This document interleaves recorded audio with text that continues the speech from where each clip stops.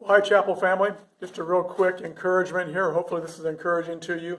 I am here in one of the hallways at our building, and as you can see, it is a construction site.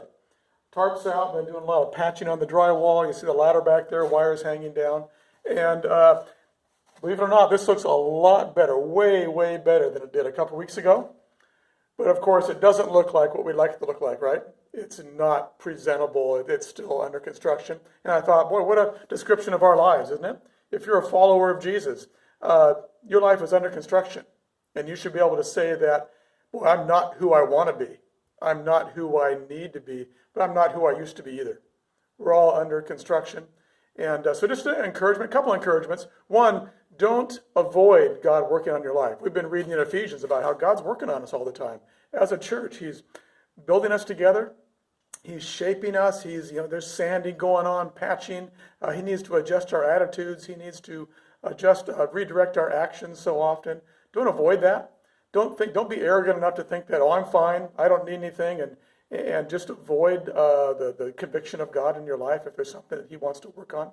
Allow Him to lay the tarps out. Allow Him to change your attitude as you read His Word. Be in His Word and be responding to it so God can work on you. And then another encouragement is don't be embarrassed about the construction site. God is working on all of us, and we look different at different times. Sometimes we may start looking okay. Other times, boy, God's got to lay out the tarps. God's got some major work to do in our lives. Don't be embarrassed about that. Don't try to hide that from others or think that there's something wrong with you, because there's something right with us if we're allowing God to work on us, allowing God to change us. There's something wrong if we're saying, no, I'm fine. I don't need you, Lord. I'm just going to stay the way I am.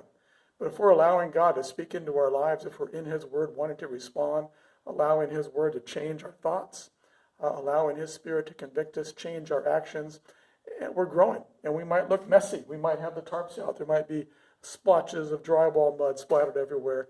And yet that's a good thing, because God's at work.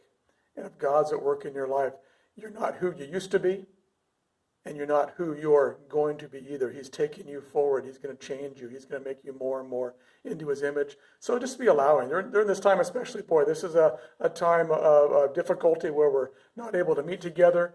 Be allowing God to use this time to speak into your life, to maybe there's attitudes coming up, maybe there's frustrations that God really wants to deal with. Maybe there's things being exposed in our lives that we didn't realize that were there as we're spending more time with our families or something like that. And we see attitudes, we see frustrations or whatever coming up.